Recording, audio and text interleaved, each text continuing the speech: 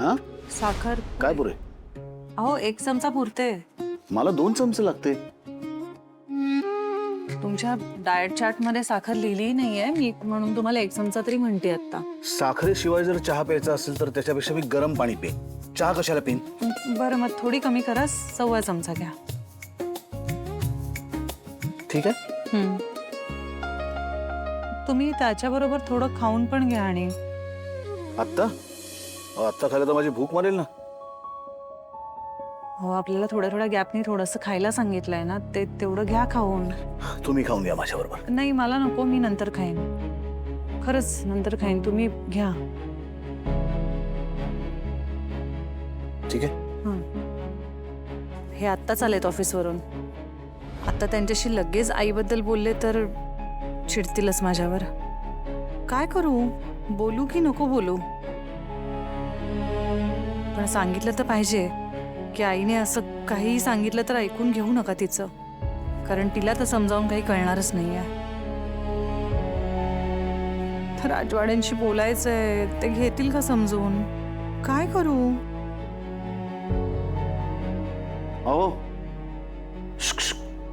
काय झालं? कुठे हरवलात? नाही, स्वतःशी बोलून झालं असेल तर आता मलाही सांगा.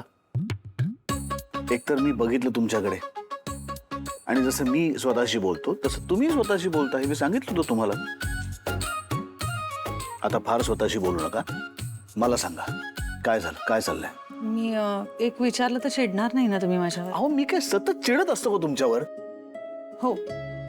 मी चिडणार आहे असं तुम्ही मला काही विचारणार आहात का? नाही तसं नाही, पण जनरल काही बोलल्यामुळे काय होतंय तुम्ही पाहिलं ना. त्यामुळे मला स्पेसिफिकली सांगा काय सांगायचं. तुम्ही गेस्ट रूम मध्ये आईला टीव्ही लावून दिलात. आईने फोन केला होता ना यासाठी तुम्हाला? हो.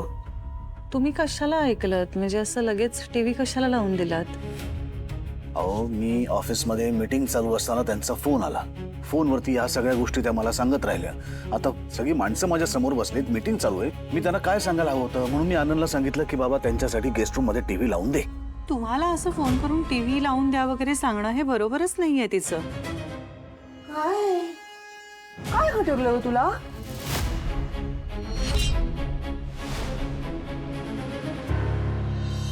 ही तिची आदळआपट करण्याची ही जी पद्धत आहे ना, ही आताची नाही, ही खूप जुनी आहे.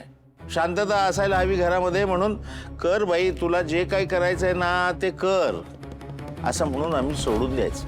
आता तू आली आहेस ना, मग तूही तिची मनमानी खपवून घ्यावीस असंच तिला वाटतंय.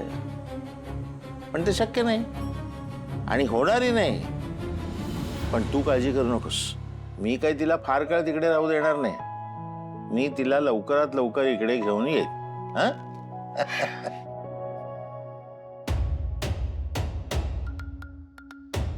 काय काय झालं बाबा? म्हणजे खूपच वाईट झालंय का? म्हणजे अगं नाही नाही, थोडासा वेगळा झालाय पण छान आहे. बाबा माहितीये मला, तुम्ही मुद्दामून असं म्हणताय ना मला छान वाटावं म्हणून. अगं किती वियर्ड सून आहे ना मी. मला साधा चहा पण बनवता येत नाही. ए वेडाबाई, हे बा आता तूही आता त्या मंदासारखं बोलू नकोस हा. अगं ती तुझ्या वयाची होती तेव्हा तिला तरी कुठे नीट जमत होतं सगळं. मी आहे ना, मी तुला मस्त स्वयंपाक करायला शिकवेन. चालेल? चालेल बाबा, धावेल ऍक्च्युली. बाबा परत करा ना. काय?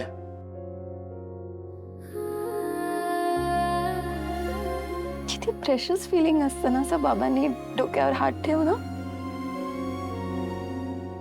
तुम्हाला तर माहितीच आहे ना की माझे बाबा मी खूप लहान असताना गेले होते, आणि बाबांच्या जवळपास जाणारी व्यक्ती म्हणजे माझ्यासाठी पिंट्या दादा होता.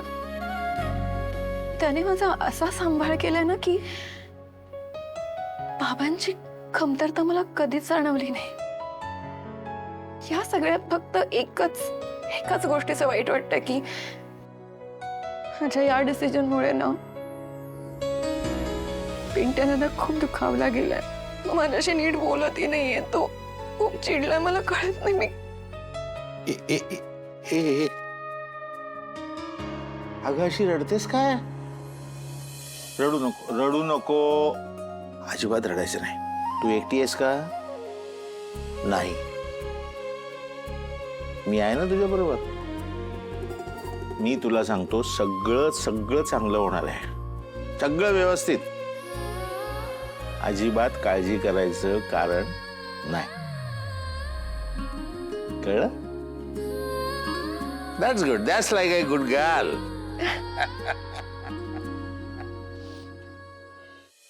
मला कळते मी इथे आले तुला आवडलं नाहीये, पण मी काय करणार होते? अहो मी माझ्याकडे काही पर्याय नव्हता, बेघर झाले होते मी. कुठे जाऊन राहायचं होतं मी सांगा बघू तुम्ही? रस्त्यावर जाऊन राहायचं होतं? हा, रेल्वे स्टेशनवर जाऊन राहायचं होतं का?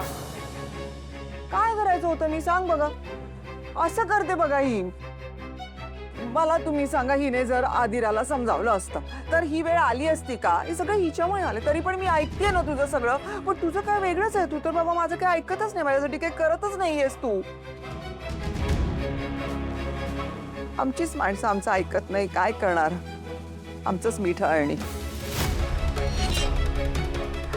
माझा ना फक्त ते असंच होतो सगळ्यांना. माझ्या मनामध्ये काय आहे ते कोणाला कळतच नाही. तुम्ही शांतपणे बोला. मी आलो. आई किती साध्या आणि तू असं करतेस ग? त्यांनी टीव्ही लावून दिला ना फक्त. तुला एवढा त्रास झाला काय? आनंदी, मी किती कल्पना करत होते माहिती आहे की तू एकदम ऐशो आरामात सुखात असशील इथे. इथे आले ना त्या माझ्या कल्पना सगळ्या राजमहालासमोर फिक्या पडल्या. एवढ्या ऐशो आरामात आहे, सुखात आहे, सो संपत्तीमध्ये लोळतीयस, चांगला उपभोग घेतेस. या ऐश्वर्याचा मी थोडासा उपभोग घेते, तू तुला काय त्रास होतोय? आई एक मिनिट, इथे तुझी कौतुक होत आहेत ना, याचा त्रास नाही होते मला. पण तू ज्या पद्धतीने माझ्या सासरी घुसली आहेस ना, त्याचा त्रास होतोय मला. श्रीमंतांच्या मुलींसारखं बोलतेस तू आता. असं नाही बोलायचं. आई आहे ना मी तुझी. तुझ्या जागी दुसरं कोणीतरी असतं तर आपल्या माहेरच्यांचं किती आदरात इथे केलं असतं, काय काय केलं असतं. पण नाही, तू एकटीच या सगळ्या ऐश्वर्यामध्ये लोळतेस आणि आम्ही तिकडे किराणा मालासाठी भांडतोय. बरोबर आहे का? आई अगं, तुला कळतंय का काय बोलतेस? हो. जरा शांतपणे माझ्या बाजूने विचार करून बघ. हे असं मुलीच्या सासरी निघून यायचं आणि सेटल होऊन राहायचं, कसं दिसतं हे? तू पाहुणी म्हणून आली असतेस ना, तर मी स्वतः पाहुणचार केला असता तुझा सगळा. पण हे आत्ताच जे वागतेस ते अजिबात बरोबर नाहीये. नाही विसरणार काकू, आणि thank you so much for the reminder. पण काकू, अहो नात्यांची वीण ही काळाने नाही, मनातल्या जिव्हाळ्याने घट्ट होते ना. गुढीपाडव्याला नात्यावरनं मला लेक्चर दिलं होतंस ना. आता बघशीलच, तुझीच माणसं तुझ्याच आयुष्याची आणि संसाराची कशी वाट लावतायत. तुझ्याच आईच्या खांद्यावर बंदूक ठेवून मी काय काय करते ना, त्यात तू बघच. आई ऐक, तू घरी जा. खरं तर बाबांबरोबरच जायला हवं होतंस, पण नाही ऐकलंस तू. उद्या जा, मी घरी येईन, आपल्या घरी. मग आपण सगळ्या गोष्टी बोलू. रोहनला बोलवते मी, तो तुला घेऊन जाईल. नाही जाणार, नाही जाणार.